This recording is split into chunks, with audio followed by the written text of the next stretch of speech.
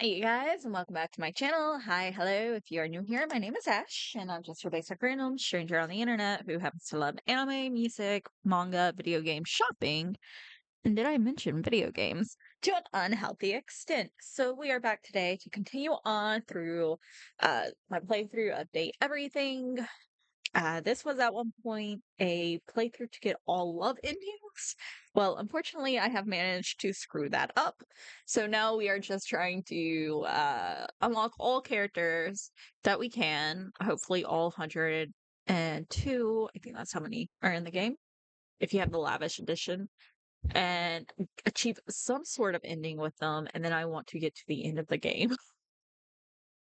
And on the characters that I have fucked up their endings by either getting stuck in the friendship path or becoming enemies with, I will replay probably on my Switch because I do have this game for the Switch as well and figure out the path I need to take to get to their love route.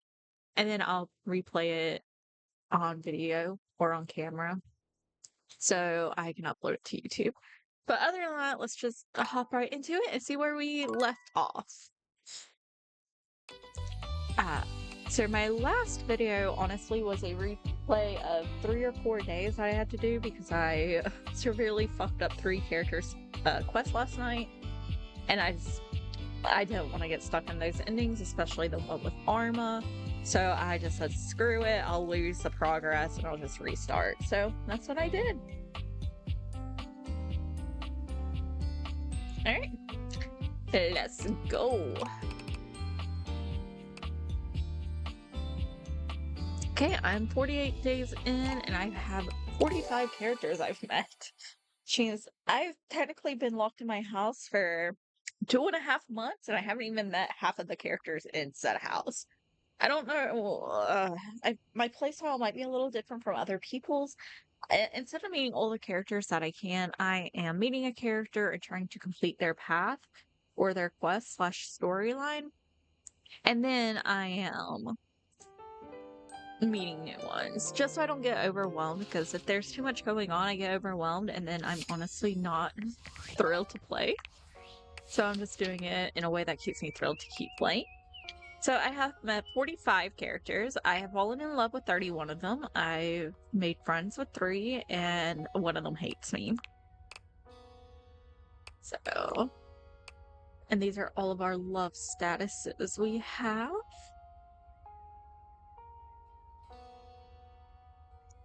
And these are our 3 friends. I might be able to kick Keith out of friends and switch him over to love. I just need to figure out how to do that because he doesn't really give you an option.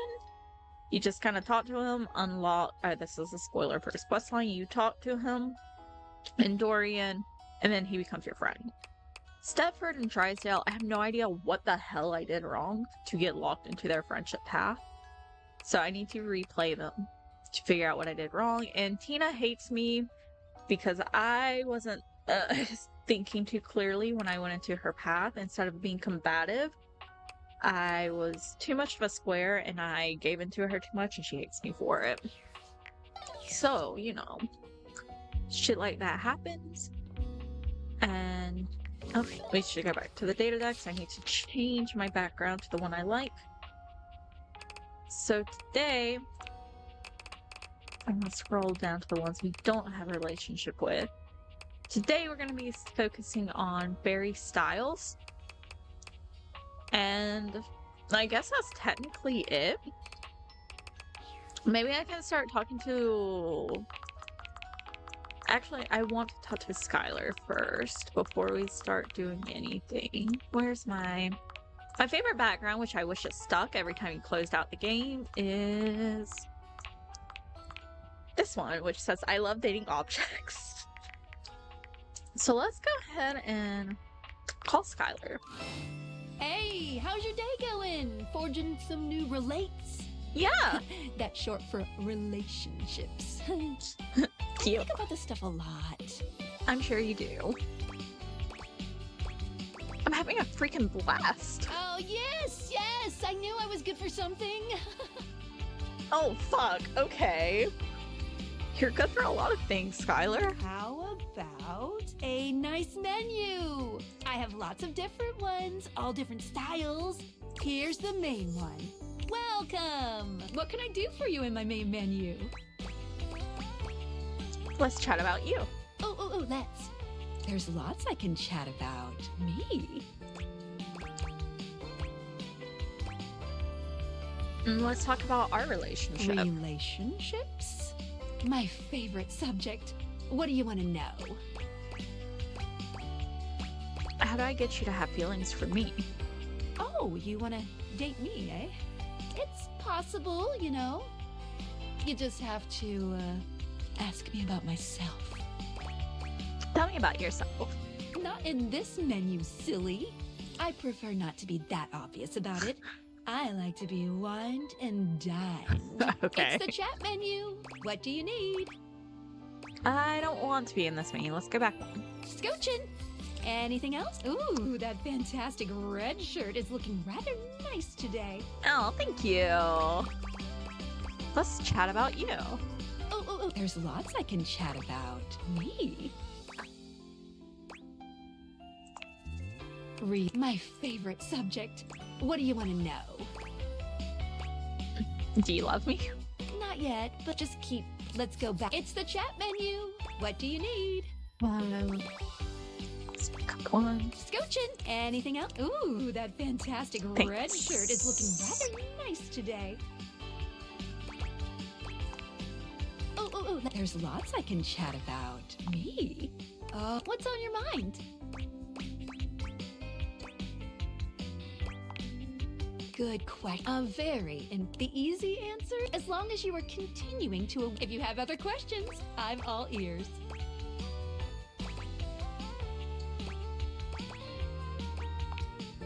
No matter what you do, you will always be able to find every single dateable here. Except for one very specific instance, but you will be very clearly warned that that's the path you're going on. I'll still be sure to fuck it up. No, I believe in you. Any other questions about what you should be doing? Anything else you wanted to know about features? Cool. What can I do for you in my main menu? Let's. There's lots I can chat about. Me? Oh, my favorite. What do you want to know about my lore?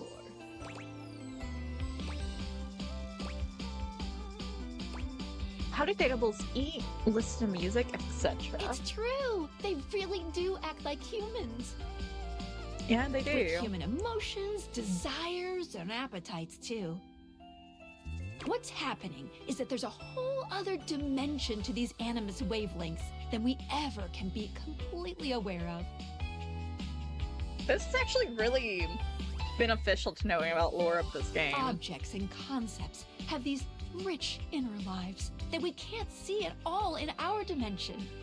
Because I was actually kind of wondering, like, how does this work? Because they see everything you do, and they have such detailed lives of their own, and you even go to, like, different places, such as spoiler, in Eddie and Volt's quest, you go to the Breaker Box, which is a club inside your house. And then for, once again, spoiler, for Hoof's quest, you actually go to a physical inhumane? Anyways, you go to an object baseball game where the objects are a team playing baseball. Somehow they are able to have jobs, marriages, kids, but we can only see what's right in front of us.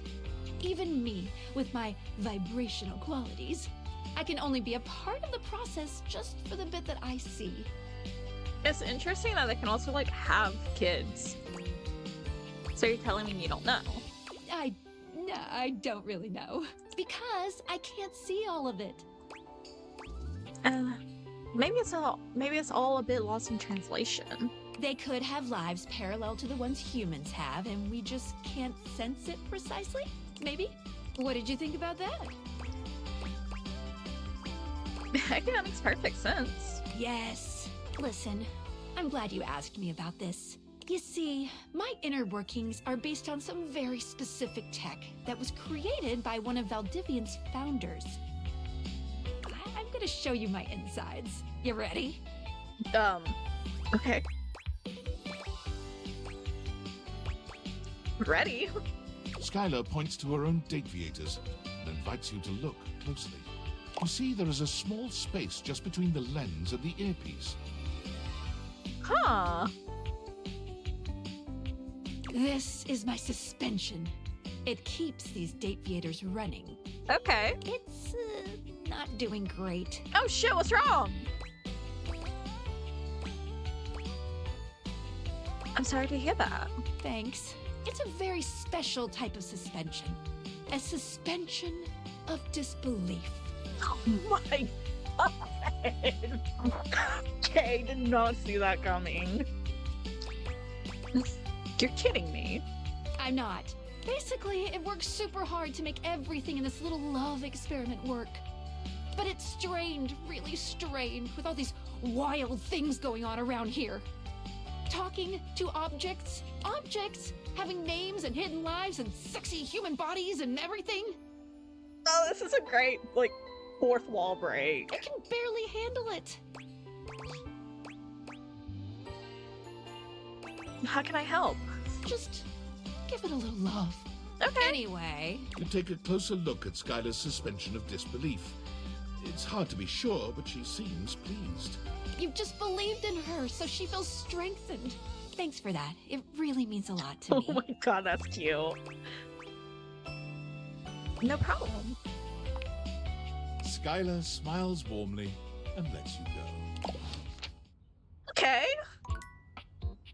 I was hoping to talk to her to see what I needed to do to trigger a certain quest.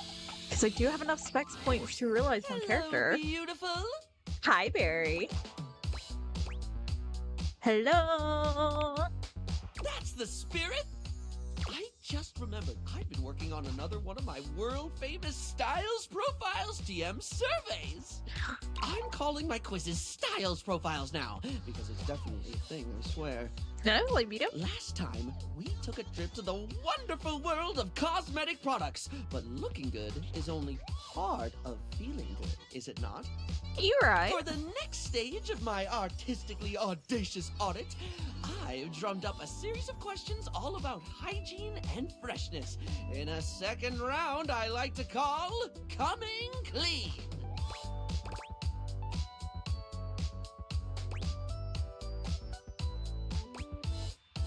Sounds great. I love talking in detail about personal hygiene habits of myself and others. Oh my gosh, me too! It's easily in my top 5 things to discuss with friends and strangers. I don't know if this is something you should be discussing with strangers. Of course, I've ensured that none of these questions are too personal, darling. As someone who hangs out in a bathroom all day, I totally understand the importance of discretion. That's good. Please tell me more. Right, so last time we talked tweezers, we talked makeup, we talked aesthetic. This time around, in the interest of getting to know you more and work out exactly how best to get you at your best, I've got a whole set of queries about the product you like when getting fresh. Okay. So, what do you think, hon? Are you up for Styles Profiles TM? Round 2, coming clean. Whatever you want. Sure thing. Well, suds me up with soap and foam. I'm so excited. Oh, cute. Okay, here we go. Question 1 for round 2 of Styles Profiles TM, which is absolutely gonna be a thing. When it comes to toothpaste, which brand best pleases your pearlies? There are certain brands I love. Ooh, do tell.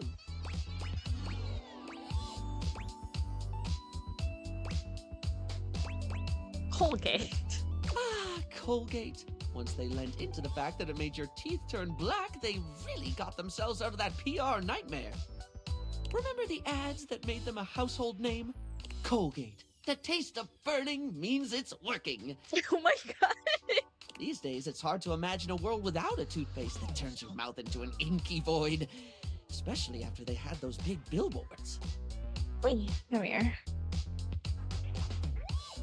Colgate, the toothpaste that turns your mouth into an inky void. Anyway, I don't mean to floss over dental care, but we can't get incisive over just one subject. It's time to think about soap. Real straightforward one, this. Is it now? Oof. When it comes to hand soap, how should it be? Bars or liquid, blocky or squirty? Do they need to be a classic brick or bottles of squeezy wetness where it's at? Ooh, bottle of squeezy wetness is where it's at, because I sure as hell don't want to be using a bar of soap that other hands that I don't know have been When using. you've got it in your hands, should you be rubbing or pumping? Easy, liquid. Exactly, of course. I always like to say that there is no wrong way to soap. Well, unless you're using mincemeat or soup or bird's nests or something. But assuming you're soaping correctly, you cannot soap incorrectly. Bars of soap and liquid soap are equally valid, contingent on preference and pre-existing skin conditions. Alrighty, Perry, I'll take your word for I it. think the war between bar users and liquid users has gone on far enough. Yeah, me too. I agree. Okay, next question. No questionnaire on hygiene and cleanliness can be complete without discussing sponges. Its absorbency and non-judgmentally forgiving nature makes it a household name in many household. Plus, it's just fun to say, isn't it, love? Sponge. No. Sponge. Yeah, that's kind of cute. Spongy, spongy, sping. Okay. Barry, come back to me. Spongus. God, okay. Huh? Oh, sorry, I got caught in a word loop. You know when it just gets weird and you can't stop thinking about it? Unfortunately, yes. I can relate. Glad to hear it. Right. Sponges come in many varieties, only adding to their allure and popularity. But if you were offered a lifetime supply of sponges right now, with the proviso that you can only have it in one basic format forever, which would you go for?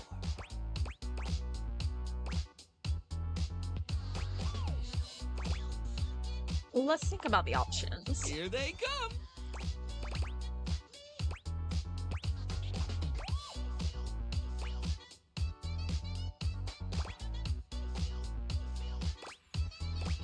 Au naturel. I like them lumpy and bumpy. Natural sponges are just adorable, aren't they? Not so good if you got that phobia about tiny holes. They're fun and frisky without getting in your face about it. Well, until you washed your face with it, I suppose. They're costlier than your classic sponge, but very worth it for both their relative firmness and porous qualities. Probably my favorite. And that's it for your Styles Profile TM today. This information will be logged and categorized. Is what I'd say if I didn't have a brain that very much didn't behave like a sponge. Or maybe it does, at least when it comes to leaking everywhere. Anyway, darling, I'm delighted to say you passed because you weren't being graded. Okay. Farewell. Bye. Alright, who should we move on to next? So I could work on unlocking some characters upstairs. I still need to do Tony the Toolbox. I need to do all of the curtain rod. I need to do the treadmill, Fantina, our fan. I need to do Telly. I need to do the money inside the safe. I need to do Hector, our HVAC. I need to do Parker, the board games. Chrissy, the plastic plant. I need to do Keith. Do Tyrell. Towel. And I need to do the microtransaction guy. Let's go downstairs and see what we have going on down here.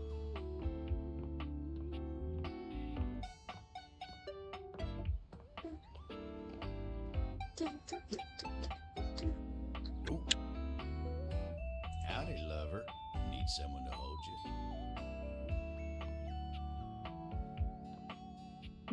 you. Okay, I'm done in that closet. I mean, oh, we also need to work on books.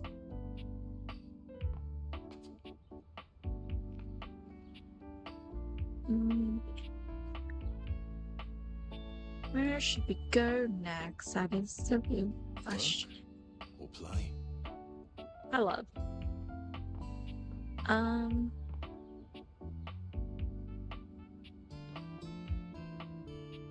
Closet. Where secrets are kept.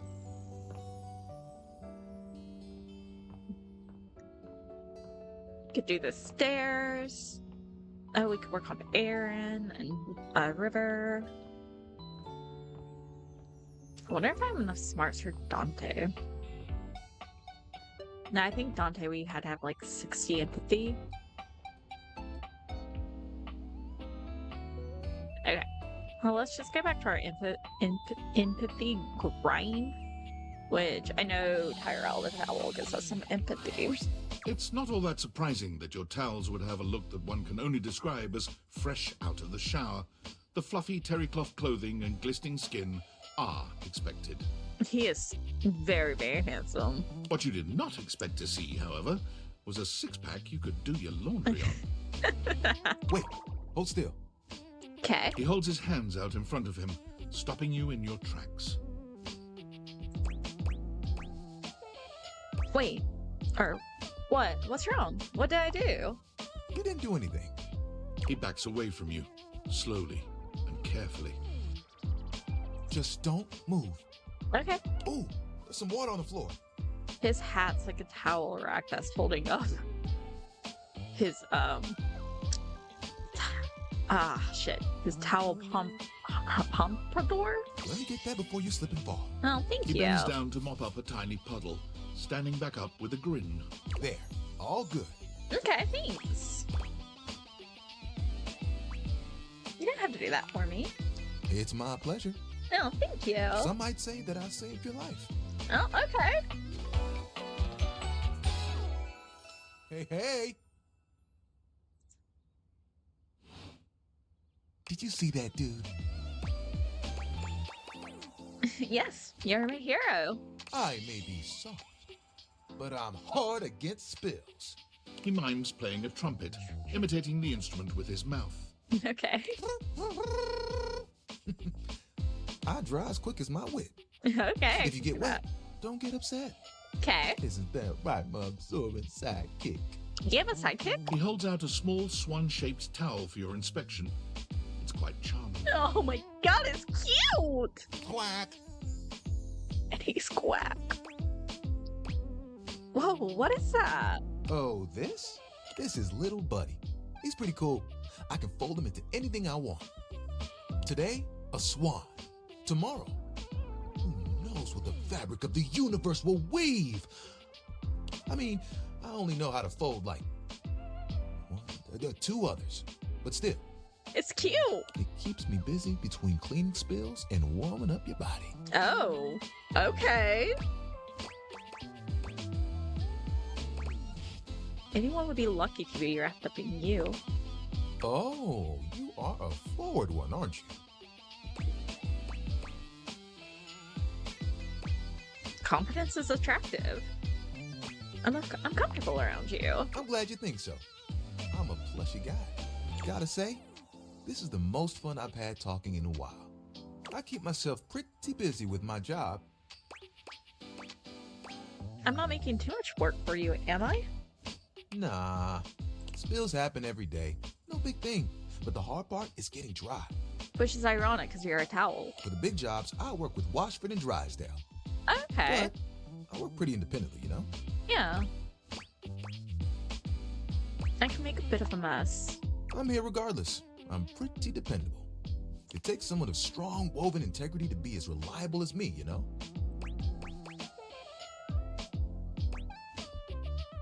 Is work all you care about? I mean, who doesn't? There are things I want to do, but my job is important, you know? So my towel is a workaholic. Noted. Those spills ain't gonna unspill themselves. You ain't wrong. And I won't be spilling things to you until I get to know you better. Okay, yeah, I fuck with So, that. let's make a deal.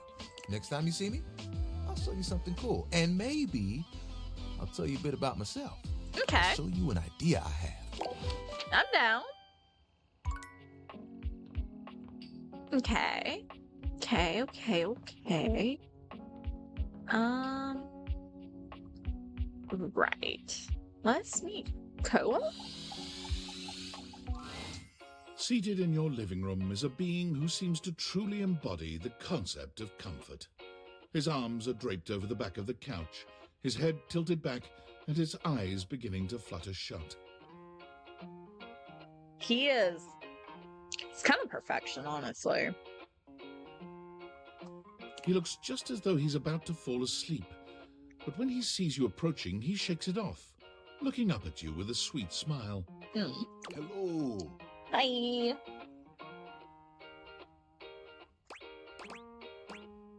Mind if I join you? Oh, you look so cozy. Thanks, buddy. So do you in that fantastic red shirt. Oh, thank you. He pats the seat next to him. Come on and take a load off. I like his background music. I'm Koa, by the way. Hi. Hey, oi. I love his design.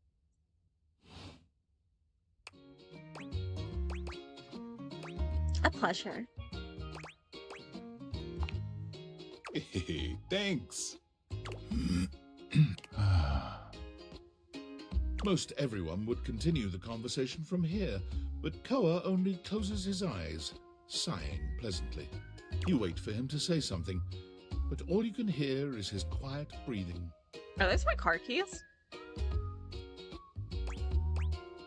Have I been stuck? Well, I mean, technically in game it has been 2.5 months, but have I been stuck in the house so long that I've dropped my car keys into Koa and just haven't noticed? Did you want to be alone? No, that's okay. Koa opens one eye, but he doesn't move.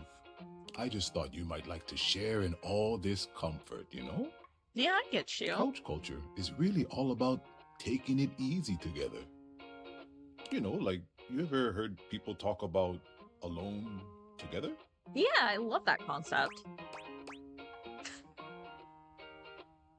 Yeah, I love that. Right on. You get it then.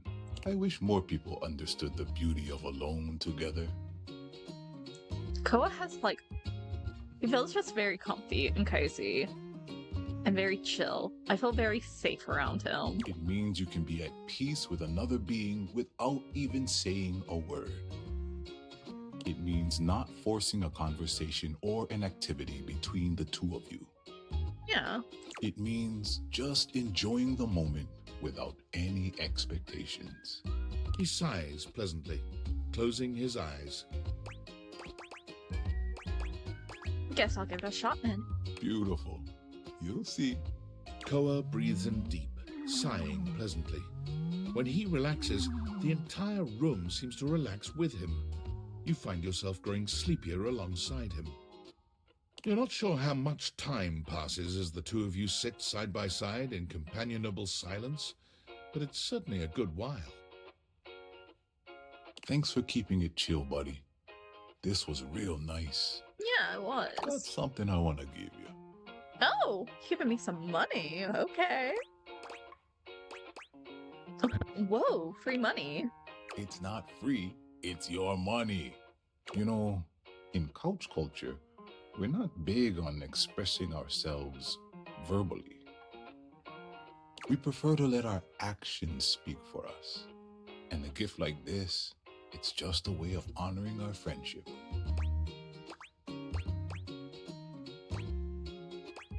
I'm touched you share your culture with me. I'm just glad you appreciate it. Oh, he's blushing. Koa yawns. I'm gonna take a nap. Feel free to stick around as long as you want. Okay. I'm just so comfy. Yeah. Cute.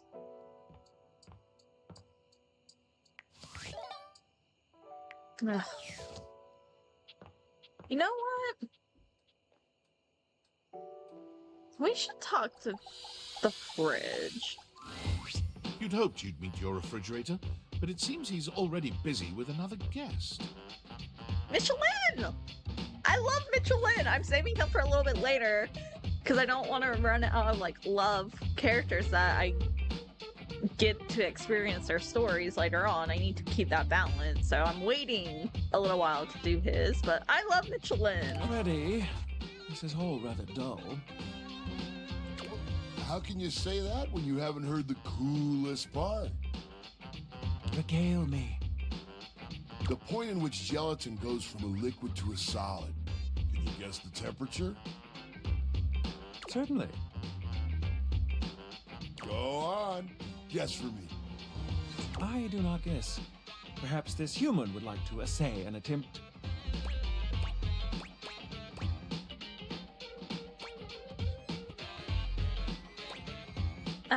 Below 60 degrees Fahrenheit. Wow! How did you know? Smash. Hella smash. Oh, look at the time. I must be on my way to a more interesting conversation. Bye, Michelin. It's good to see you. Now alone, the massive Yeti turns his attention to you. You want to speak to him, but it takes you a few moments to process what you're seeing. He's very interesting. He definitely kind of looks like he's for all the monster fuckers out here. Yep, that is indeed a Yeti. Massive, furry, and decked out in his finest winter wear. Huh. He ran like you didn't want to be here or something. Really? You, with the answers and the listening, that can only mean one thing. I want some of that hamburger on your shirt. You're madly in love with me? Well, yeah, but not in an official kind of way. It's that with you standing in the kitchen, I'm no longer the coolest thing in here. Hey! Freddy the Yeti has some massive hands. And I want him to put those hands around my neck. That was kind of sweet. That's me. I try to be sweeter than that chocolate bar you've been hiding from yourself inside the butter drawer for the past few weeks. Oh, and his nails look fantastic. Yeah, smash. Don't worry. I'll never tell. But really, to what does old Freddy here owe the pleasure of this visit?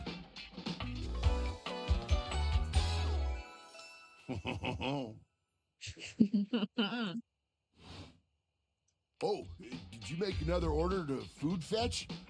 What did you get this time? Did you order sushi? Oh, I love it when you get those little rolls that you have the tiny bubbles on top. No, wait. You know what we haven't had in a while? Burritos. Burritos sound good right now. But you might want to hold back on the beans because, well, you know why. Ugh, you're so thoughtful, Freddy. You got it, Freddy. So what are you doing here now? Oh, don't tell me. Let me guess. Are you feeling fancy today? You look fancy, cool kid. Yeah. I bet you were feeling fancy. I don't necessarily like the nickname Cool Kid. It's not my best. It's not the best one I've heard in this game. I got it. You ordered my favorite. That duck from the one place that I can never pronounce. I love duck.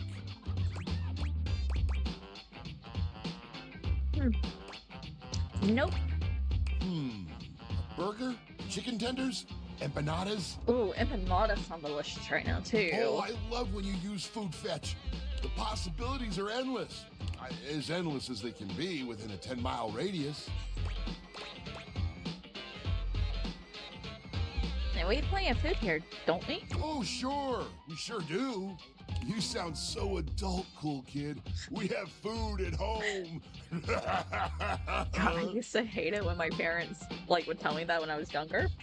And now that I'm an adult who lives away from her parents, I can confidently say I use the excuse of we have food at home more than I care to admit.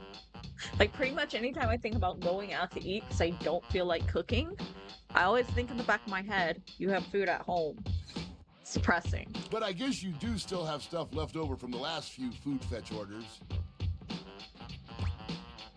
I wonder what I've got. You hungry? What can we get you?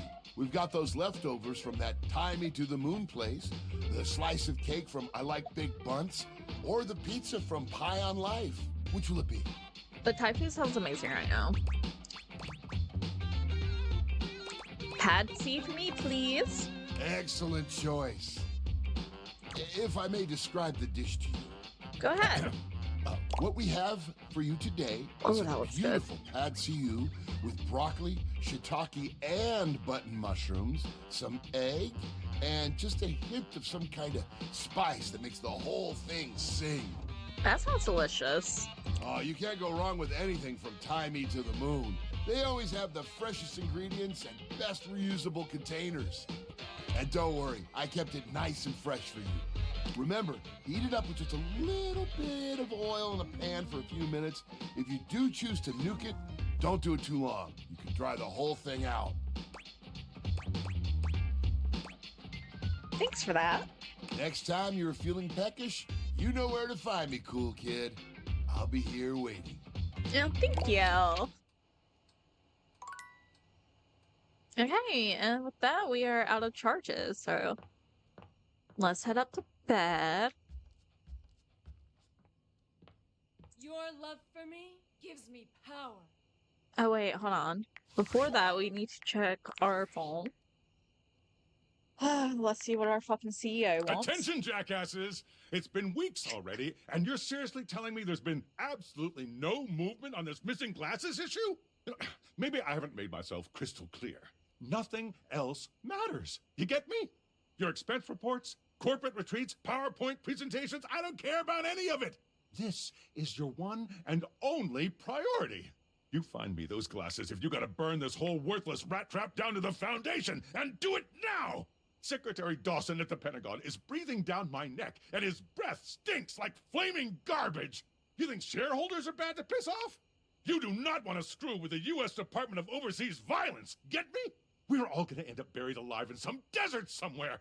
Find me those glasses now! And who the hell came up with the 15% off transparent items promo? No consumer buys anything based off of how transparent it is.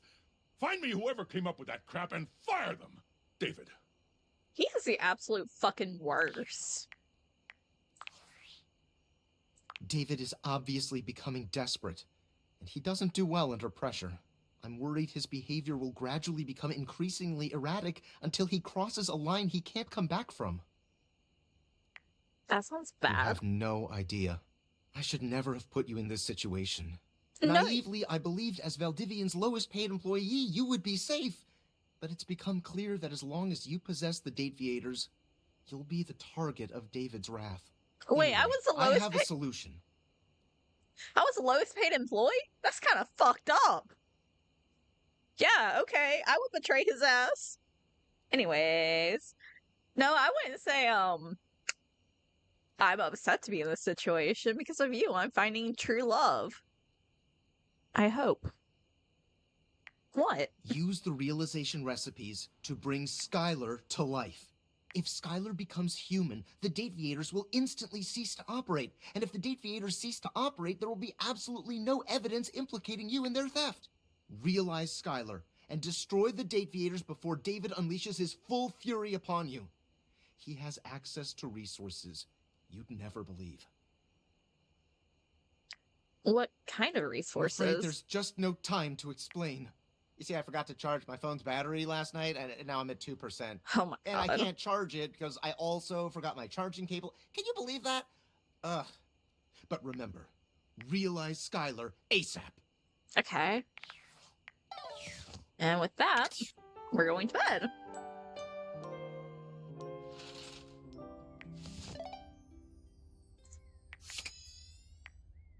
You know what time it is? We gotta save our bad boy because I'm learning from the multiple days I have not saved it and fucked up.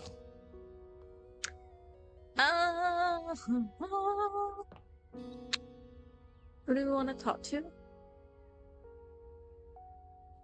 Let's just talk to Skylar. Hey there, oh great purchaser of DLC.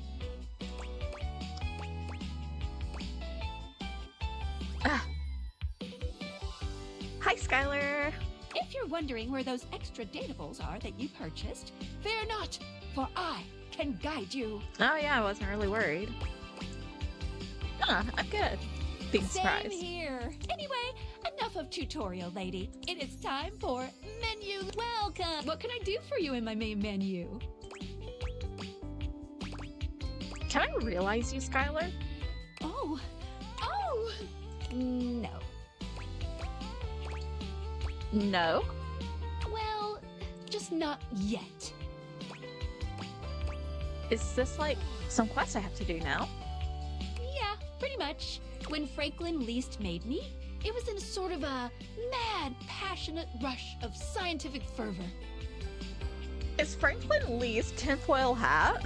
There were unintended consequences, like realization, which is a good thing. Yes, definitely. But one of the issues with realizing an object is that each of us can only leave once our own little purposes are complete. Some of us here still have things to do before we go. I call it unfurnished business. Clever. Thank you very much. It's trademarked. Each of us can't become a human if we have unfurnished business. Reasons we need to appear in this house.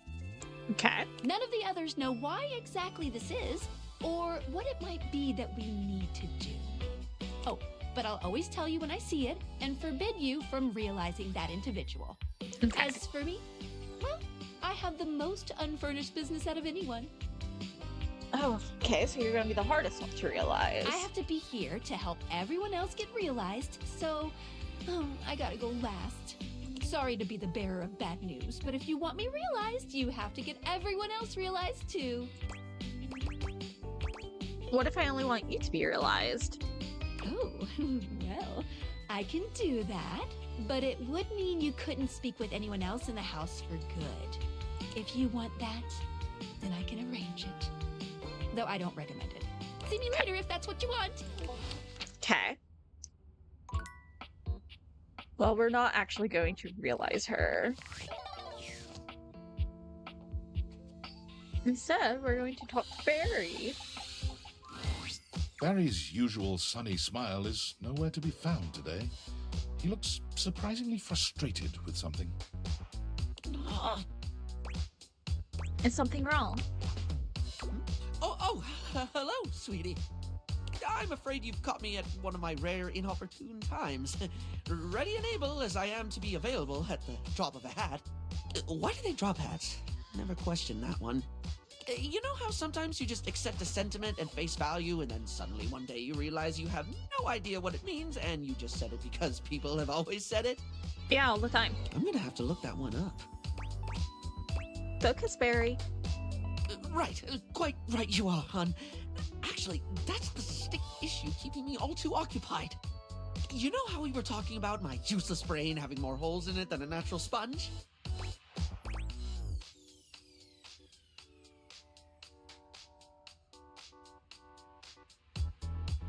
I do, though in my experience, putting yourself down with the derogatory sentiments like that is the opposite of helpful. Even though I do it all the fucking time. Don't be self-critical to the point of self-flagellation. It's a unique approach, but I can give it a go. Now, I've been taking the advice to start writing things down so I don't forget them. Look, the first thing I wrote about was you advising me to start writing things down. Well, that's a start. I even remembered to use yellow eyeshadow to highlight the important things. Cute.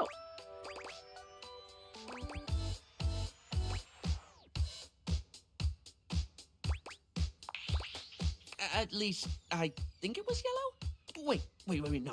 It was orange. Oh, for the first thing I attempt to try and organize my thoughts, and I make a bigger mess than my first 15 attempts at contouring. You're right. Yes, you said orange before, but it's yellow now, and that's okay. That's okay? Yeah. When you have a thought like that, it might help if you try and stop yourself to ask, does this serve me? If you have a thought like that, it might help if you try and stop yourself. Okay. I'm not sure I follow. Does it serve you to beat yourself up over using a different color than you planned? I did remember to do that at least, yeah. You didn't do anything wrong, you did it differently, but you still did the thing. Yeah, I did the thing. Well, that brings me to the actual problem with the whole writing to remember thing. And what's what? What do you do when you forget to write stuff down so you don't forget it later? Oh, yeah, I can see how that's an issue. Right? I've managed to jot down some important things, but I keep forgetting to do it. Then I forget the thing I forgot to write down, but I don't forget that I've forgotten it. I just remembered that there's something I forgot to write down and then forgot because I keep forgetting to write things down before I forget them.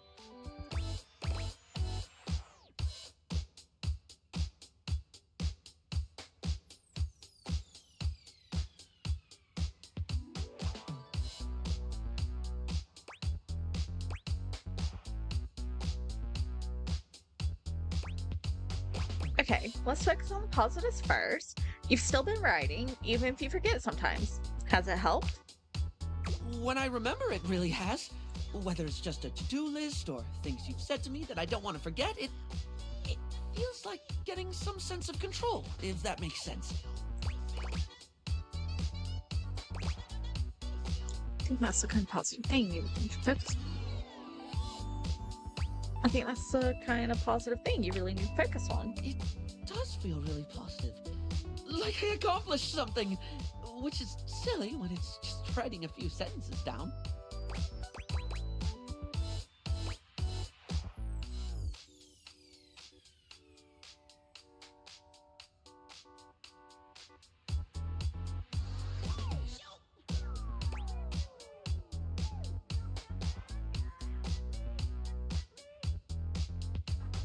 It's not silly. Any kind of progress is the spice of life. You have such a beautiful way of looking at things. I don't even feel compelled to draw a tenuous simile involving makeup. I just love the way you think. No.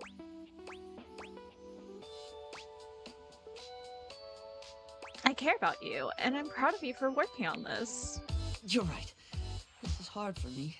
Remembering is hard. Focusing is hard. Sometimes it's hard even when I do remember, when I am focused. Sometimes I know I should do something, and I just don't. I'll say I'll do it later, knowing full well I'm just going to forget.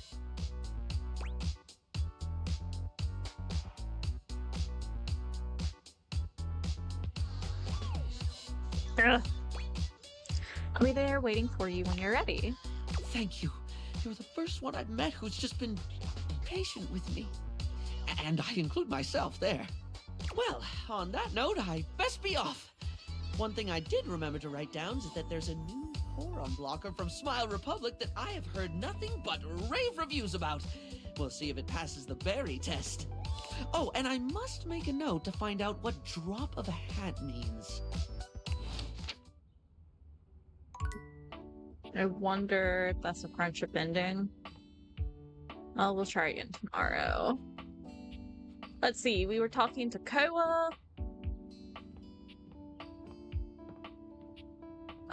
Freddy. And who else? Koa gives you a friendly wave, patting the couch next to him. Hey, buddy, come over. Take a load off. Thanks. No worries. Just come get comfy. You take a seat next to Koa, and even though he says nothing, you can tell that he seems happier just to have you here. He closes his eyes, a small smile on his face. Cute. Neither of you says anything. Somehow, the longer the silence stretches on, the more comfortable things feel. Physically, you're on your couch, but mentally, you're at a Hawaiian beach, listening to the waves lap against the shore. Koa is practically radiating comfortable satisfaction, and the happier he is, the happier you find yourself in turn. Beautiful. Just beautiful. Aww. Thanks for sharing the vibes today, buddy. Now, before you go, or I fall asleep, I got something for you. My car key. That's a Kingdom Hearts reference. You found my car keys. Sure did. You haven't really been going anywhere, so I wasn't rushing to find you and give them back. I literally have a Kingdom Hearts key on my car keys. But us being cool felt like you should have them back now. Glad I can rely on you to help with this stuff. Always. Man, sitting here with you really just puts me at ease. I'm gonna get some shut-eye. If you want to stick around, feel free. Thanks Okay. for sharing the silence with me. Thank you. Okay. Who were we romancing before? Oh, Tyrell. Oh. Hey, cool kid. Good to see you again. Wait right here. Okay. Beverly, come here. Damn, that voice. What's all this about? She told me to let her know next time you came by. Is she back? Yep, right here. There you are. You're spilling your drink. Listen, I know that Freddie here has been giving you some good advice on food. He told me about your spicy session with Tie Me Up. That name. Just helping her elevate those leftovers. That's what I like about you, Freddie. Always thinking about how to make things better. But you know what every good meal should have? What's that? A drink. Okay. A drink sounds fantastic. That's the spirits. Freddie, be a dear and bust out some ice. Bev knows what pairs with everything. Nice. I have the perfect thing. A nice Pinot Noir. I could grab a bottle right now if you want. What do you think, Freddie? Ugh, Pinot Noir. I Yum. leave that up to the cool kid. What do you think? Bottoms up. Great. Let me grab some glasses. Look at us, sharing a drink with the coolest person around. I know. It's almost like a date. Freddy's bushy eyebrows raise. He looks taken aback, but not horrified by the idea. A date? I hadn't thought about it like that. Is that something you would ever want to do? Yeah. I mean, if you're cool with it. Huh. I mean, I wouldn't mind it. Okay. Okay, here we go. This is a delicious grape. Here's to you, cool kid. Hey! He's opening up even more. Slowly sip. You take the glass from Beverly, taking a slow, dignified sip, and say, Savoring the flavor. Nice. There was a time where people didn't pair their foods with alcohols like they do now. I like to call those the Dark Ages. But with how much ice our Yeti friend here can hold, I don't see why anyone wouldn't shake up a drink with every meal. Because that's a lot of work. Hey, I just had an idea for a drink. White wine, ice, kaffir lime, sugar, bird's eye chili. I gotta get mixing. That sounds delicious. Back to the bar. But next time you talk leftovers, let me help you complete the meal. Beverly sure is chill. I like being around her. Oh, I can ship them. They're kind of cute. Anytime she comes by, I've got to get to making more ice. Hey, thanks so much for stopping by. Before you go, you want a little something to nibble on? Sure. What you got? Been saving a piece of chocolate just for you. You know, a sweet for the sweet. Oh, you're too kind. I try. Okay, I gotta get to work. See you around soon. Cute.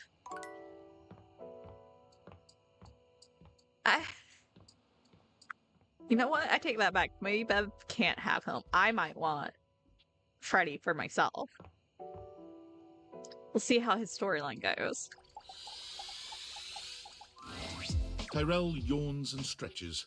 He looks as if he might have been napping. What time is it? Did I oversleep? It's nice of you to come by when I'm off peak hours. Sorry that my shelf isn't more done up. I'm not much of a guest towel, you know? I'm surprised you don't have more guests. So am I. Still, I'm content with using the time in here to think of ways to fold my fabric friend into new shapes. Which, since you came by, you get to see my newest... Oh, I don't know what to call it. Creation? Formation? Fabric friend? We can work with that. Let me introduce you to the newest iteration of my buddy, my dear fabric friend, Towel Turtle. Tyrell holds his towel buddy out to you, a sweet, absorbent little turtle. Oh my god! I think this was cuter than the last one! Oh my god, I want to cuddle it. Please let me cuddle it. Let me tell you, it took us a couple tries to get the shell just right. It's so cute! But it's worth it. Oh my god, this is like Mateo all over again with his damn animals. You're really good at this. Maybe this could be your career. What? Making towel animals? Yeah! This really is just a thing for me. A way for me to express myself. Plus, me and my buddy have a special bond. Oh, okay, I get that. What's his... Why do you keep them around? They've seen me through a lot. Oh. Remember when you got me from that thrift store? I was wrapped with my towel buddy. I remember you saying it was as good as new. Well, let me tell you, I've seen some massive spills in my day. Things you wouldn't believe. Did you know what pasta sauce can do to grout? It ain't pretty. I didn't know that, but thanks. What? I didn't have to take on the task alone. Nope. It was a team of us, all dedicated to helping keep things nice and dry. I was happy to be with my friends, working together. Hell, we used to hang out at the bathroom bar most nights and just chill. The bathroom has a bar?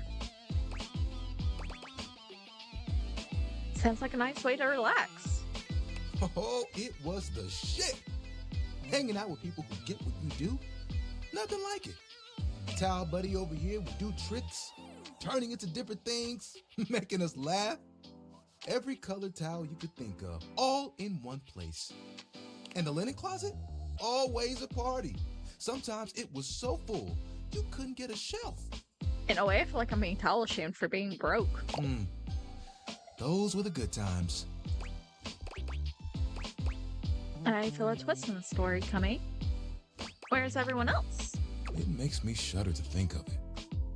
It was a day that will go down in infamy. It was spring. It was raining something crazy. And our owner had their grandkids over. Rain, children, towels. You guessed it. All 7 grandchildren came over. All 7 of them decided to play in mud. Ugh. When they came back in, they just started snatching my friends from the closet. Towel buddy and I just watched in horror. Oh shit, that's terrifying. It took them all one by one, but me, I was on the bottom. I just saw it happen. I whispered to myself, some tough towels, they'll be fine. When they came back from the laundry room a few days later, it was too late. They had become... He pauses, as though overwhelmed by the horror. rags. Oh no. What? Not rags? Rags! Oh. You've got to be stain resistant to stay in the game. That grape juice, you can't let it stick to you. But if you let mud stay on a towel for days, oh, it can be too much. I know that if Washford and Drysdale had been there, it would have been a different story. They could have saved a few of them before the stain got in too deep. Damn, sorry to have that washer and dryer The around. way they were treated was way too much for them. When the rest became rags, our old boss wanted a completely new set. He saw that I was still strong and decided to donate me. Oh. Were you scared? I was not scared. It was a hell of a disaster. But I had my little buddy with me. We kept each other company. And I knew I would make it. I'm Brazilian. It's in my fibers. Yeah, see Can I that. see your hand? Of course. You extend your hand to Tyrell, and he takes it, his touch gentle and unassuming. When you touch me by my hand, what do you feel? That spark. You felt that too? I don't think it's just static electricity either. But Hey! there's something else. Feel the texture of my hand. The way I'm made. Soft but sturdy. Hard-working, yet comforting. I'm warm. Very, very warm. You noticed, eh? And my little buddy here helps me channel all those bad things into a way I can express my emotions. All that to say, I'm premium. I see that. That's why they call me the Lord of the Rings. Oh my god, what? You get it? Yeah. I get it, and I love it. Yeah. I'm surprised you still love what you do. I like it, but it isn't what I want to do forever. What else do you want to do? Picture it. The music of summer playing over a speaker. Perhaps a Bluetooth. Okay. The smell of sea salt and tight canvas in the air. Sounds like a good time. To your right. One of those tall lifeguard stands that someone in bright red shorts sits on. Okay. To your left, a couple that most likely had an argument in the car. They both try to make the best of the day. It's super awkward. And there I am with you, stretched out in the sand, a giant umbrella behind us, blocking out the sun. Nice. And us just chilling. Can you guess what I want to do? Yeah, you want to be you want to be a beach towel. Ding, ding, ding. That's right. Beach towels have it made. They just lay in the sand all day, taking in all the sights. At night, they get to sit next to a fire and listen to someone play one of 3 songs they know on the guitar. I'd still get to dry people off, and the sun would help me do my job better. And who could ask for a better view? Clear blue waters, open skies. My towel buddy could be there too. Oh, I could fold you into a fish or a seagull.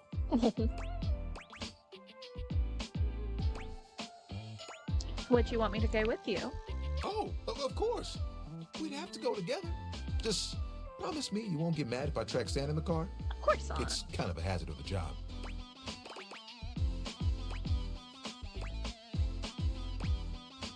I go to the beach with you. Just see you smile. You would? You would leave the house for me?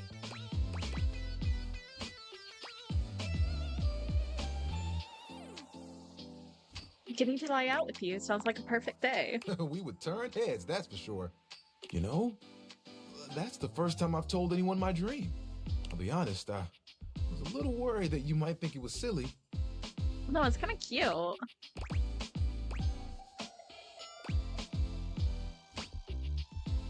We all have dreams. There isn't anything wrong with that.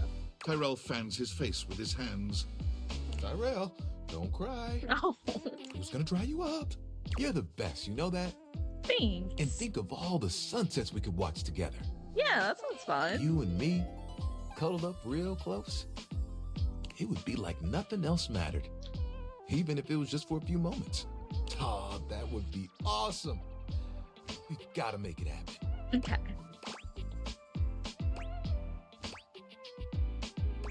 As long as I'm there with you, I know it will be perfect. Nothing will keep us apart. You know what the really cool part of this is? What? We're part of that dream now, too. Oh, Hey, yeah. I got an idea. Okay. Cow buddy. Remember that one I've been saving for a special moment? I think it's time. We'll be right back. Okay. Tyrell disappears from view for a few moments. Yep, just like that. Tuck it under. Oh, you look so good. When he returns, he holds his towel buddy out to you, now in a new and delightful shape. Well, Oh my god!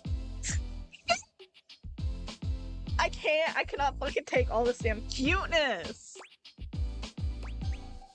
Oh my goodness. So precious. I know. I had to make sure I got the nose just right. I think Towel Buddy will be like this for a while. Oh. And, you can wrap me around you anytime you want. Oh. I'm cozy regardless of the circumstances. You get me? Yeah.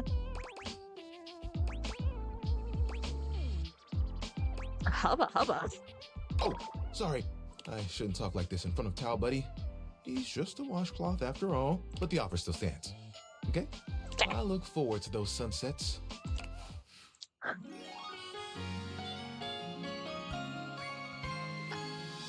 I really like that. It was a short. This is love. It was a short quest. It was really cute. Okay. I'm getting somewhere with empathy. It's taken me for fucking ever, but I'm getting somewhere with it.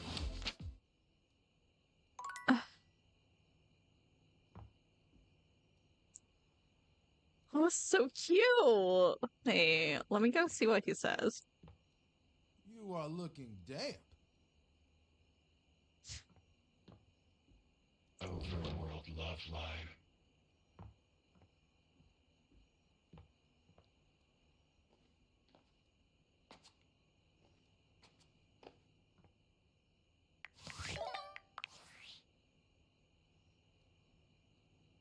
Ah, it's me, Tinfoil Hat. Are you there? Yep. Yes. I'm still receiving data from the Dateviators. Why haven't you brought Skylar to life and destroyed them? I realize all the objects are flirty and super hot, but as long as the Dateviators exist, David will be hunting you. And you don't have a chance. He has a whole island just to practice hunting people. That's There's fucked up. definitely no people hunting going on here, Island. Thinks he's so clever, but I'm on to him. I can't realize her. You can't realize her? Oh dear. This must be unfurnished business. Undoubtedly from too many reanimation gluons in the plasmonic nanogenerators. Oh, I was afraid of this. My calculations showed it was a possibility, but I didn't realize it was unavoidable. Sorry for the bad news. All right, change of plans. If unfurnished business is inevitable, then you'll need to bring every object to life before you can realize Skylar and destroy the Dateviators. Oh. Any questions?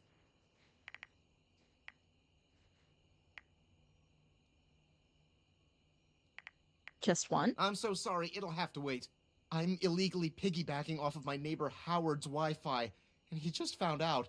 He's only 11, but he's got a black belt in Taekwondo, and he's a real big kid.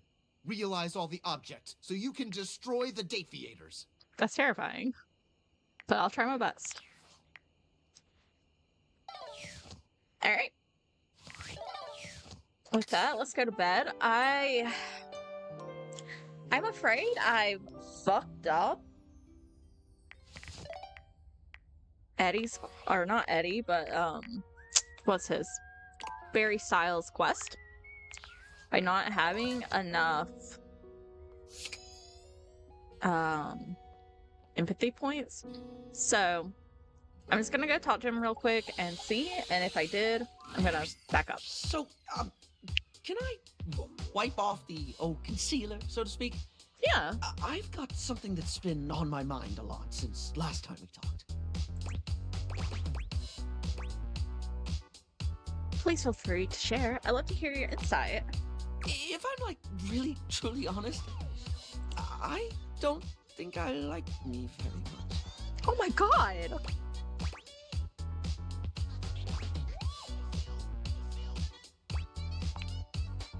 I feel like I've always been, I don't know, too much. I can practically hear eyes glaze over when I talk sometimes. I know when I'm talking too much. I know I can get too into someone's face like the world's most enthusiastic pour unblocker. It doesn't stop me. I can feel myself dumping information when nobody asked me to. Banging on and on about something that interests me, even if I sense I'm boring the life out of whatever poor soul had to hear it. If it helps, I've not found you boring.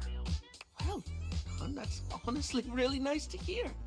But like, with me, I'm always on to some degree, you know? I feel like I've always got to be engaging, always got to be interesting. I've always got to have something to say, because if I don't, I'm just me, and I'm boring. No! It's funny, really. I talk and talk and talk until people are sick of me, because I'm afraid they'll be sick of me if I don't.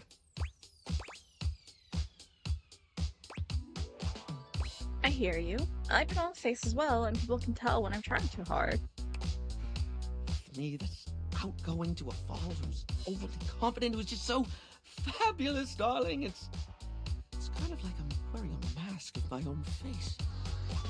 I'm not pretending to be someone else exactly. It's more that I work so hard on projecting what I've always thought was the best version of me, because I'm afraid of people seeing all of me. Oh, sad, but relatable. But I have to admit, holding up the mask is so exhausting.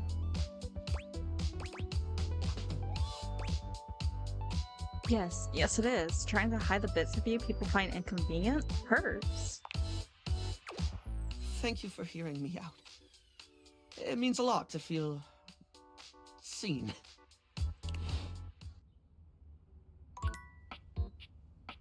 Okay, I'm still really worried, but we'll keep moving on with our day like nothing is happening. Should we try to romance Skylar? Yeah, I mean, we're already here. Might as well. Yo, how's it going? Pretty good. Yes! Okay, there's a little tidbit I want to share. You might be wondering how all this dating technology works. Sure, I am. Yeah, I thought so. If you're ever curious, you can ask about my mysterious inner workings in the Chat with Me menu. Yep. What can I do for you in my main menu? Let's chat about you. Oh, let's. There's lots I can chat about. Me. Oh, my fave. What do you want to know about my lore?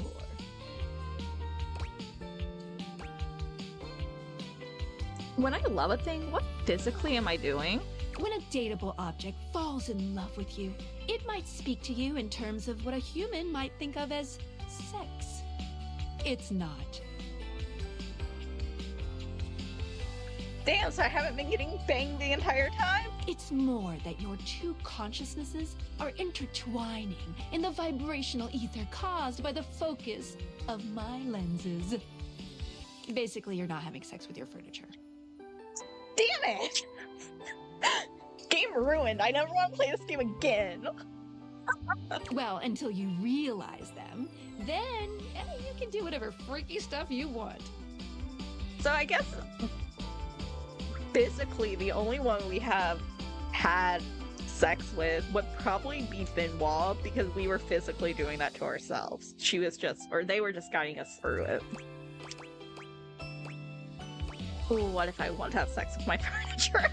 You can do that on your own time. I don't need to see that. What did you think about that? It's a lot to take in, but I believe it. All right.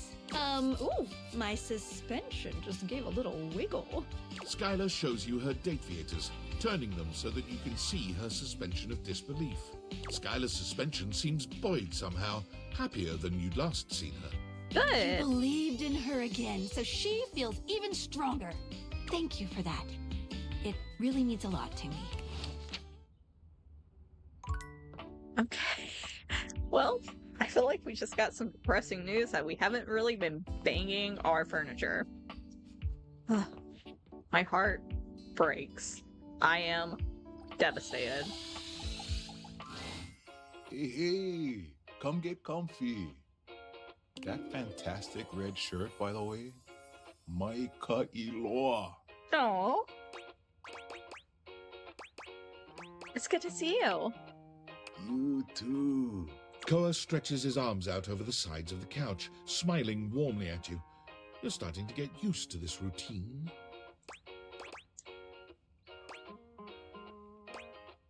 Looking forward to some quiet time together. Me too. Koa breathes in deeply, exhaling with an air of supreme happiness. With every passing moment, you feel yourself growing more relaxed. Koa truly has mastered the art of relaxation. Your body and mind feel as though you've just spent the day at a luxury spa. You've never known anyone to have such an intensely calming effect on their environment. After an indeterminate amount of time, Koa finally breaks your comfortable silence. Hey, I really needed this time. I wanted to say thank you in a way that only a couch can.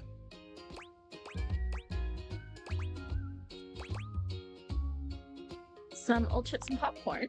Couch culture really values the little things that are left behind. This might look like old chips and popcorn to you, but these things have been a part of me for years. When I give them to you, I give you a piece of myself. It's among the highest honors my brethren can extend to anyone else. Wow, I'm touched. I'm glad you understand the value of this gift. I'm really glad we could share this time together. I'm gonna take such a good nap now. Come back anytime you want to share some quiet time, all right? I'm just gonna... Oh, kind of gross. I wish I could give that to camp. But, you know.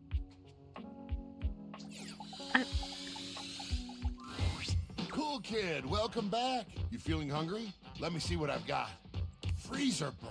What is that smell? I don't know, but it smells awful. Oh, I'm so sorry. I don't know what's going on. The ice tray is clean. Water lines are clear. Wait, I know what it is.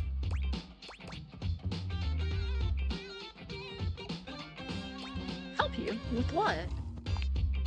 This is kind of embarrassing, but I think I'm holding something rotten.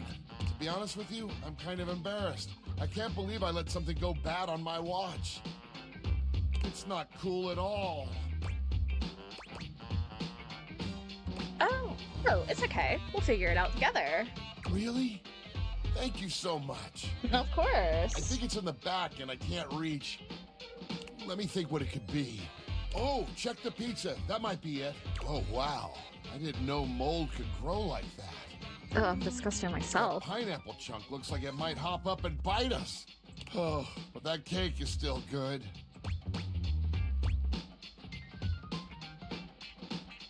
The bun is petrified, Fairy. Oh, I guess that's bad too. I'm sorry I couldn't keep it all fresh, but I do want to thank you for helping me out here. Of course, you did your best to keep things together. I don't know, cool kid. You're being really awesome about all this. I appreciate it. But I've got to get to cleaning. That slime back there is going to take some scrubbing.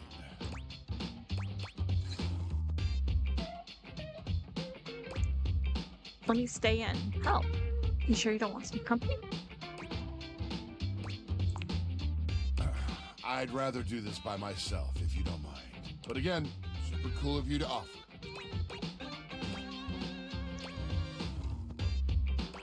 It'll be faster together. For the first time since you've met him, Freddy looks angry. His voice is an intimidating roar. Listen, shithead! You get the fuck out of my way! Let me do this! Hey, Freddy, what is this? Who I really am. A monster who ruins your food! No, you're not a monster. I'm clearly a fucking monster! I clearly would like to be fucking a monster. Freddy falls back against the wall, one hand clutching his chest as he struggles to catch his breath.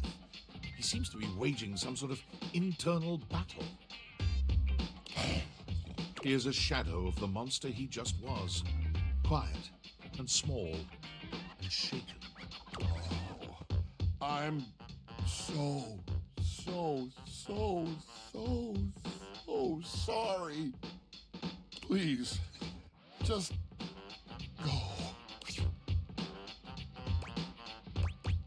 Freddy? He is gone. Okay. That was kind of scary. Little hot, but you know, we gotta respect Freddy. He wasn't comfortable in that moment, so we shouldn't be fawning over him. But I am. Wait, hold on. Let me do some cheating here and figure out who else is empathy. See if there's anybody on the list I want to tackle. We can go tackle Teddy real quick. Now that I know that we aren't physically having sex with our furniture, which means other furniture aren't witnessing our debauchery, unfortunately, I feel okay letting Teddy onto my bed. Let's go. Hi, Teddy. There's something so intensely familiar about the cuddly stranger standing in your closet.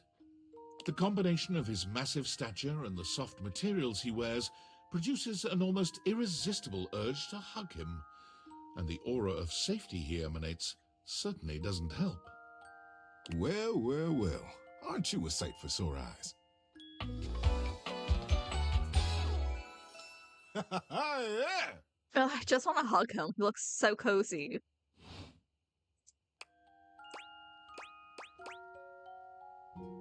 I'll bet you say that to everybody. Well, I'm kind to everybody. Well, almost everybody. I try to be kind as much as I can, but sometimes considerate is the best I can do.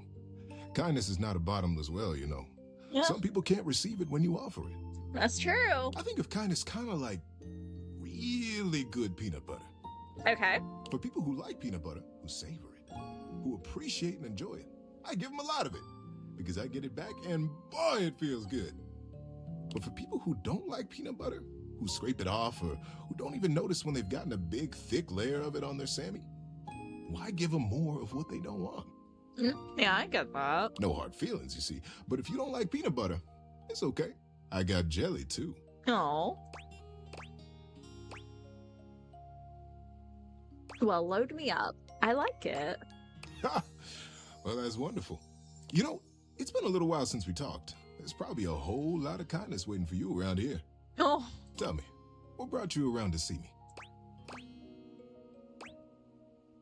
First, I gotta ask, is it weird that we're talking in a closet?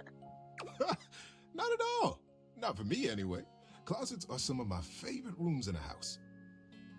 I feel like we're deep enough in this video. I definitely have my childhood teddy bear. It was something that I think I got when I was like 5 or maybe younger than that, but that thing went everywhere with me. I still have the original, but I loved it so much that I found what kind of teddy bear it was and ordered a replacement so I could have that one and like travel with it and sleep with it, like keep it on my bed and keep my original preserved because it was falling apart. Like this original teddy bear, I remember I was on vacation with my family and we were in Florida and we were getting evacuated because there was a hurricane coming and I didn't have my teddy bear and I made my family, we were an hour and a half in and I like screamed and pitched a fit and wailed in the car until my family turned around and we went back and got my teddy bear. So yeah. Little fun bit. Get a good cozy blanket, a candle, and close that door and you've got a perfect little cocoon. A little nest of peace and safety. That's nice. You're welcome to share mine. Or we can sit on the bed and talk. I'm comfortable in either place. And no matter where I am, I'll always be happy to be with you. Oh. I'll leave it up to you. Where should I go? I think bringing you into the bed would be nice. So comfy. I've got a terrific story lined up for you tonight. Are you ready? Yes. Oh, I've been looking forward to it. Being that it's getting to nighty-night time, I got a story to help you drift off to sleep. For Okay. me, whenever it's daytime, I'll give advice. But at sleepy time, it's story time. Okay. Want to hear my story? Yes. Yeah, sure. Okay, buddy. Get comfy. It's story time. Okay. I do actually think this is super long, so we might be here for a minute. This is the story of the tiny octopus and the underwater Olympics. Okay. Her name was Ollie. and she was the tiniest octopus in the pod. Her family loved her, and she had plenty of friends, but there was always a niggling in her mind that they thought she was just too tiny. Cute little Ollie. Don't make her lift that big anemone. Oh, look at little Ollie. There's no way she can reach that big, tall kelp tree. I bet Ollie has it in her to do great things. You might just be right. But when the underwater Olympics came to her reef, she knew it was her most important and most joyful way to prove herself. Ollie just knew that if she could enter, and if she could win, they would all see how big and capable she really was. On the first day of the games, Ollie was there. She watched the opening parade with such excitement she could barely breathe. Then the MC swam up to the podium to announce the events that would be taking place, and Ollie couldn't believe her eyes. The MC was none other than Click-Clack Carruthers, the bombastic and amiable crab who ran the General Mercantile store back at her reef. This was surely a good sign. When she heard him announce the perfect event for her, she would know it. And she would talk to Click-Clack, and he would help her. Ollie waited and waited. It seemed there were 1,000 events at the games, from sand racing to bubble ballet. But she finally heard it, the rock toss. Competitors chose rocks as big as they could find and heaved them over their heads in a dazzling display of strength. Whoever heaved the biggest rock the furthest would be declared the winner.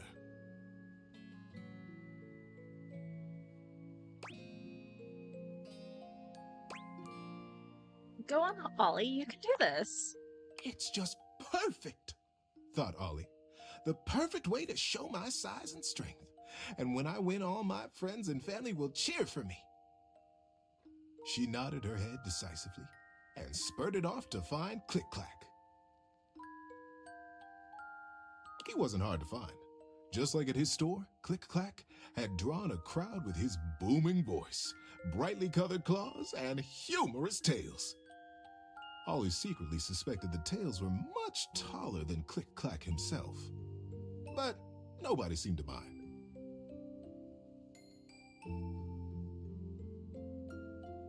Click-Clack, she called out, edging her tiny body through the crush of listeners gathered for his story. Click-Clack, it's me. It's Ollie. Ollie, you little flutterby, get your tentacles over here. She gave him a friendly hug. What are you doing here? Said Click-Clack. Click-Clack, she began. I need your help. I want to compete in the games. I want to enter the rock toss and show my friends and family that I am big and strong. Can you help me?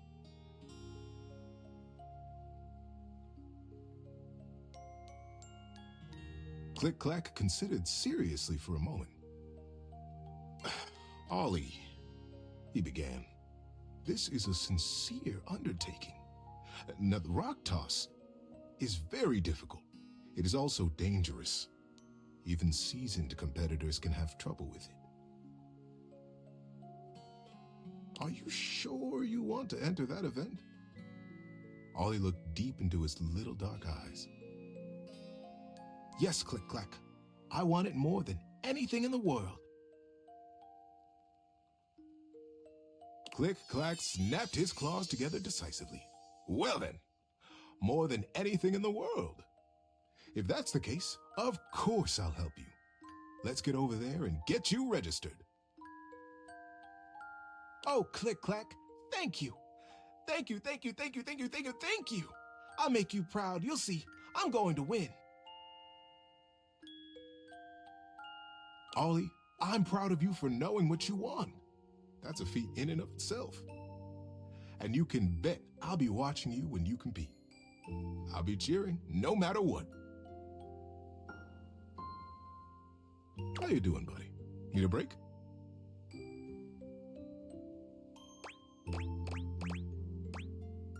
Nah, let's keep going. Now, the next few days felt like a blur to Ollie. She told her friends and family all to come to the games, but she wouldn't tell them why. She trained in secret all day, every day, most nights. She dreamt about finally hefting that great shell trophy. But there were some nights when the nagging thoughts came back. Could she do it? She was small. Maybe she was too small. These dreams unsettled her. But when she awoke, she couldn't remember them. It was just a vague feeling of doubt, of question. She continued with her training, and the doubt slipped in the back of her mind. Almost before she knew it, the day came. She made her way to the competition grounds and took her assigned place next to her rock. It was much bigger even than she had imagined it would be, and for a moment, she was afraid.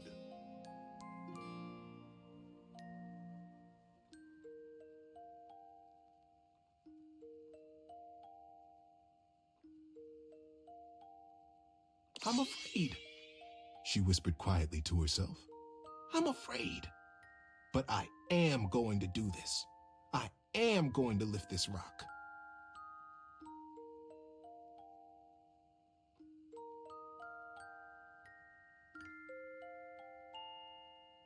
The competitors around her shook their shells, their tentacles. The fish opened their gills wide, and the giant prawns flexed their powerful tails. You got this, Ollie. Nervously, Ollie scanned the faces of the crowd. There were her friends, her mother and father, and the joyfully bright shell of Click-Clack. He winked at her and waved a claw. He had promised to be there, and there he was. Ollie took a deep breath and began to relax. Across the field from her, the biggest snail Ollie had ever seen was stretching his cable neck. Timo, the Australian trumpet, a legend, the winner of the rock toss for the last 4 games, the undefeated champion. Ollie began to giggle. She was standing in the same sand as Timo the trumpet. The starting song began to whistle through the water. 3, 2, 1. And a great deep note reverberated through the water. Lift, it cried. Lift and toss. Ollie's focus became laser sharp. It was her training, and the rock. 1 tentacle underneath, 2 tentacles underneath, 6 tentacles levering behind her.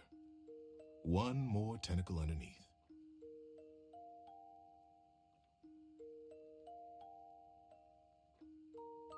She shifted her little body, wiggling her tentacles under the huge stone, and pressing as hard as she could down into the shifting sand to leverage the great weight up over her head.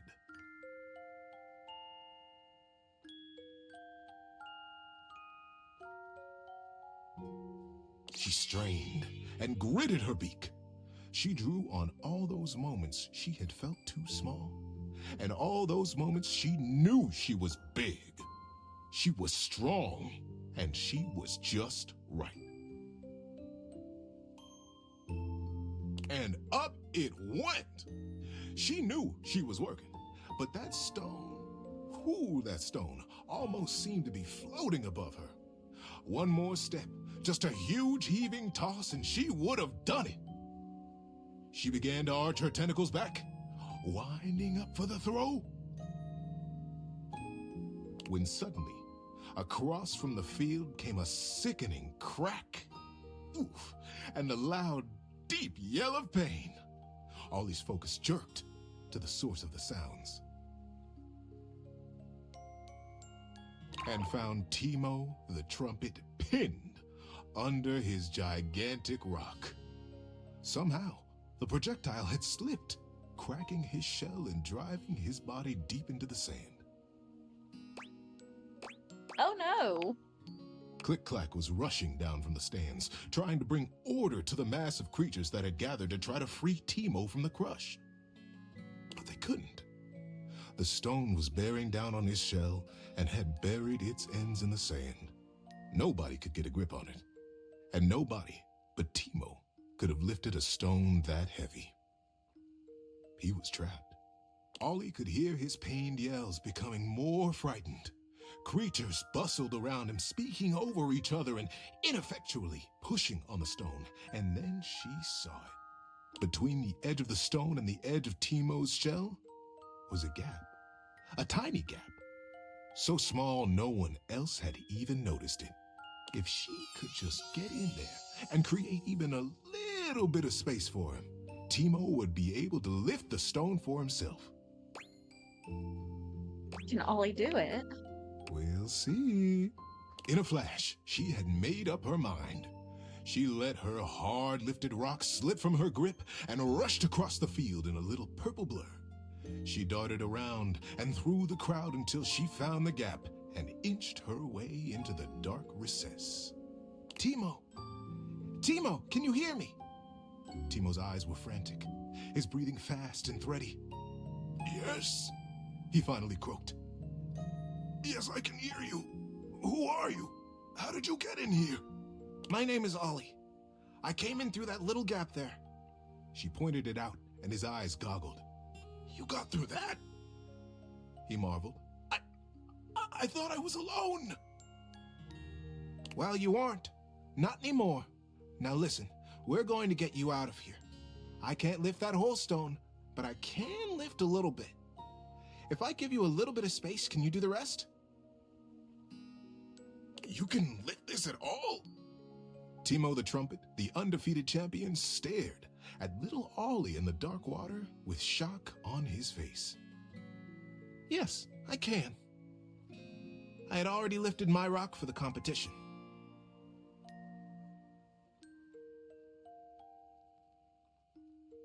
You were in the competition? Teemo said quietly. I didn't even see you. I'm sorry. Ollie smiled. It's okay. It happens all the time. But you can see me now, and we have work to do. Are you ready? Teemo took a deep breath and a swallow.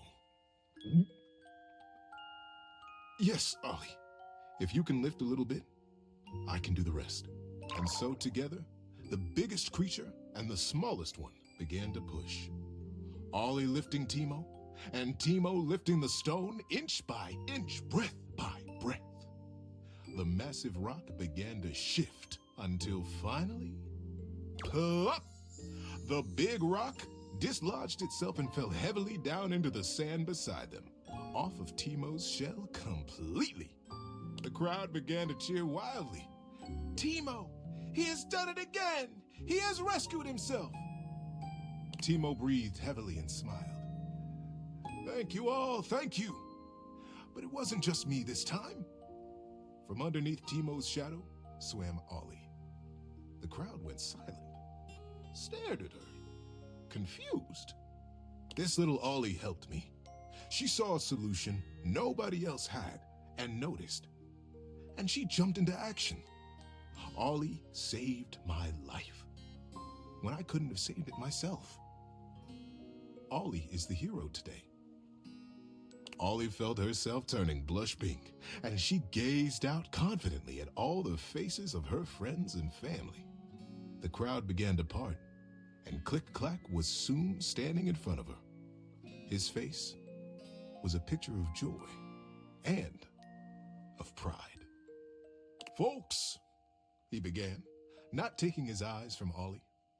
While there is no official winner to this contest, as it was interrupted, I propose that we award the Great Shell to our hero, Ollie.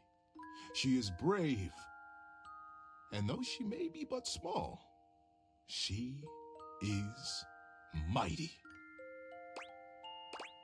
Yay, Ollie! The ripple of approval and excitement ran through the crowd like a wave. Before long, they were clapping, and then they were cheering. And before Ollie knew it, She was sitting atop Timo's shell, mindful of the crack the stone had made, and the great shell was wrapped securely in her tentacles.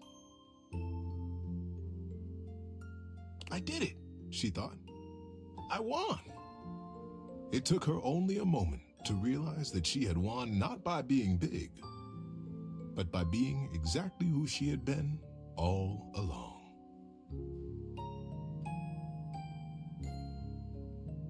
That's it. What do you think?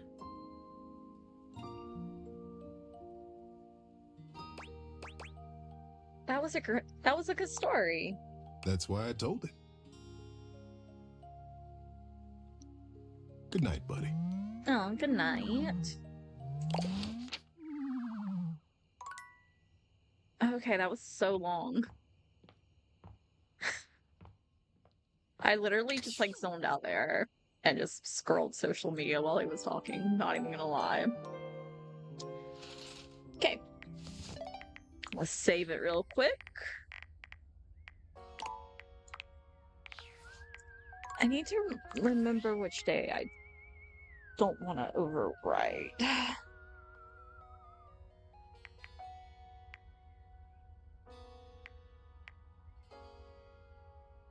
need to say 50.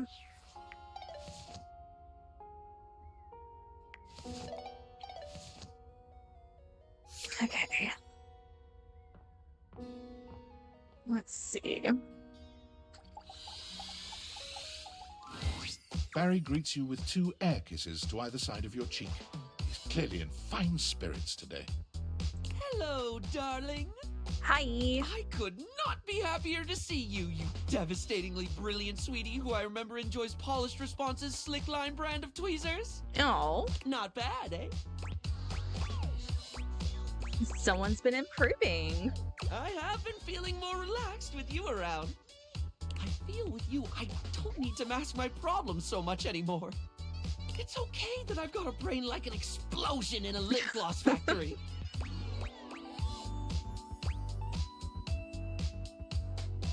It's important to know that you're not broken. It's still not easy to remember. It is easier, though. It's the difference between wiping the lippy toward the mouth instead of away, you know? Yeah. Yeah, I think I get that. I'm so glad you do. Sometimes I think the whole makeup metaphors get a bit too overdone, darling. It's a bit like when you don't remove last night's makeup and try to fix it up the next day, and you let that ride another day, and eventually you've painted over yourself so much it's all gone flaky and weird. What were we talking about? I'm not doing makeup metaphors anymore? Right. Oh, question. What do you think of toucans? Love, love, love them. Yes! Sorry, off topic, I know, but I've been getting really into toucans lately. Cute. They're just really neat with their big old beaks and oh my god, they're so pretty, right? I've been trying to work out my favorite toucan. They're all just so aesthetic. For me, it's this one right here. He looks very regal. You've got the Togo toucan, or toucan classique as I call it. A timeless black and white look with the iconic yellow beak offset by deep blue eyes. That one? But there's also the chestnut mandible toucan with a diagonal color split down the bill, contrasting a rich yellow against a brooding maroon. This one?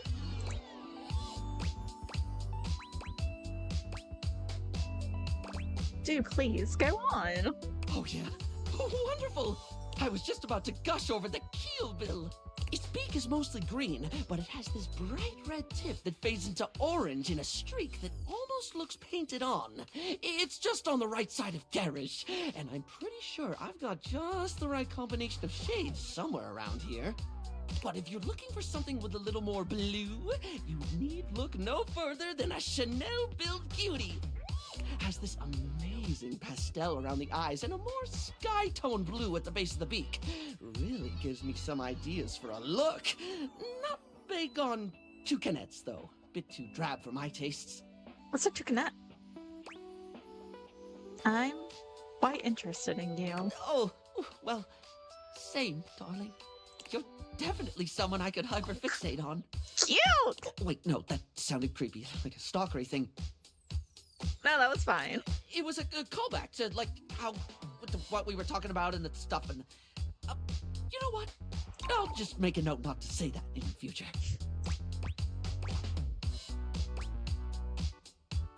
Oh, all sorts of things. That's a good idea, Barry. Oh, all sorts of things. I'm starting to think we're a good idea. A simply fabulous one, darling.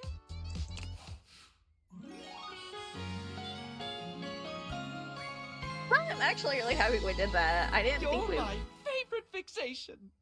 That's cute. It's really cute. I didn't think we were going to get this ending because I didn't have high empathy points, but I guess it wasn't needed to unlock it. I've just learned that in certain aspects with certain characters, you do need those spec points to progress and not get a hate ending. But I'm glad. Oh, look at that. We only need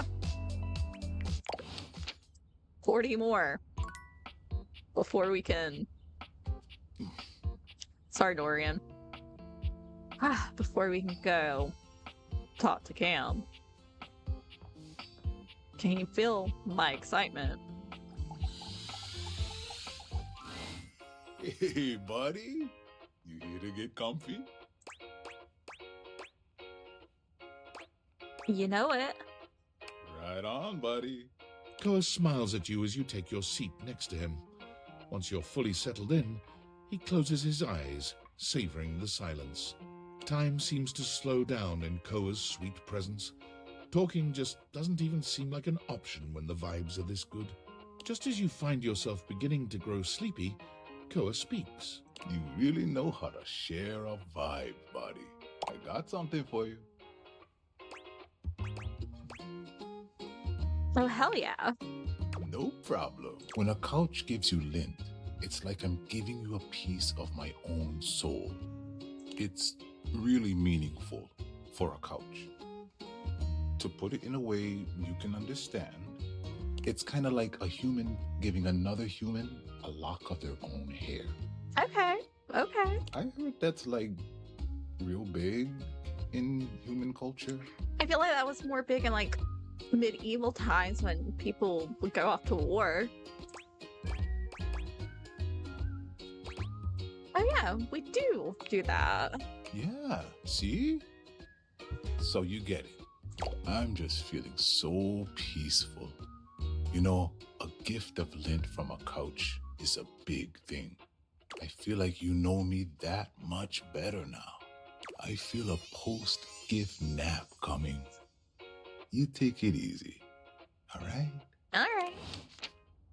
I don't know what ending we're going to get with Koa. I don't know if we're accidentally progressing towards the friendship ending because we're not doing much talking with Koa.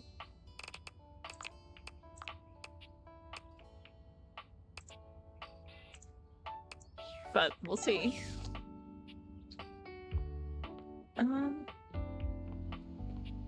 Right, let's talk to Freddy.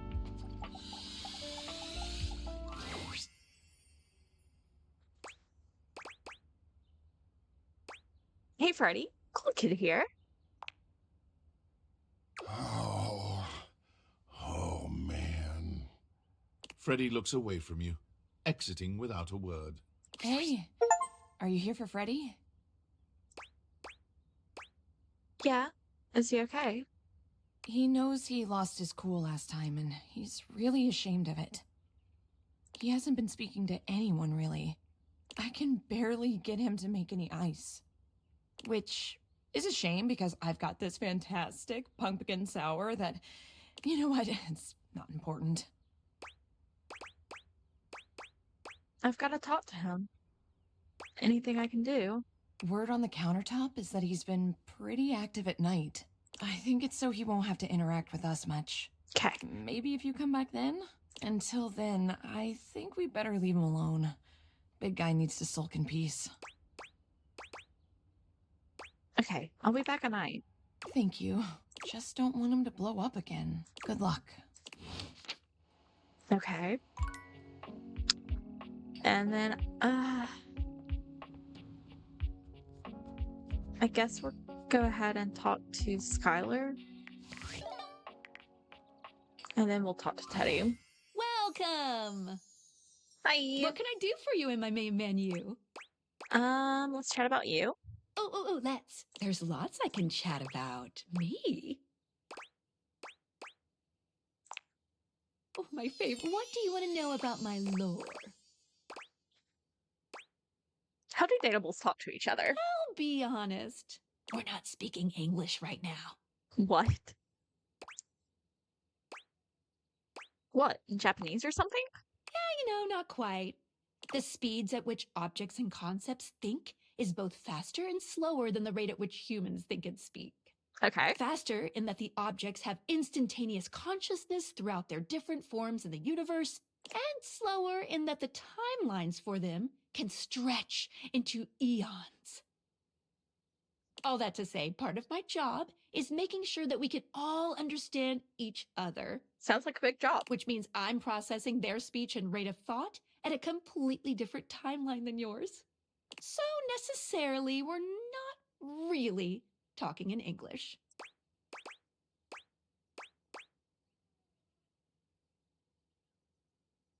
That's okay, as long as I can still understand it. What did you think about that? I think that makes perfect sense. Nice, thank you. Oh, my suspension. What's that she's saying? Skylar removes her deviators, holding them out so that you can see her suspension of disbelief. Skylar beams at you, her eyes glimmering behind her glasses. Are those happy tears? For a moment, she looks as though she's contemplating hugging you, but she manages to keep her arms at her sides, her hands curled into excited fists. Cute. Yes! You did it! I did what? My suspension of disbelief has been upheld! Yay! She's in there right now feeling great.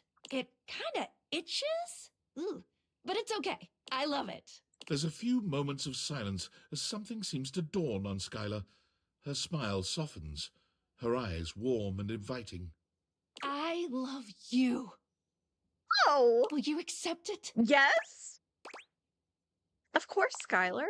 And just like that, Skylar is back to her chipper self, but the warmth in her gaze remains. Yay! Love, love, love! Dope. I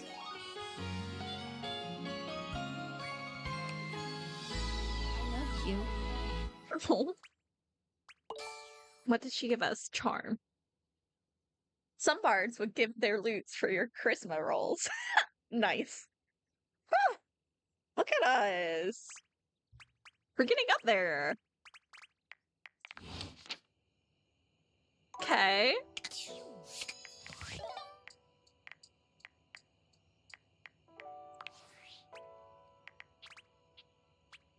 Still very, nah, I don't have a lot of sass. I need a... I'm just so focused on getting to camp that, like, nothing else really matters. Which kind of sounds bad to say. Well, of all the unexpected things. What's up? You really listened to me. You really listened to one of my stories all the way through, even though we're all grown up now. Of course. I've collected them all over so many years and kept them shiny and safe, waiting for someone. Well, waiting for you, really, to come back and listen. And you did. I can't tell you how touched I am. But the unexpected part is how I feel. How do you feel? I've always loved you, you know, even when we were little. Oh. Okay. We were so young. And I always wanted to protect you. But then with all the time we had apart, how much you've changed and turned into such a remarkable and generous person, I find that I love you. Oh. How would you feel about making some of our own stories together? I'll bet we could find some new things to advise each other about too.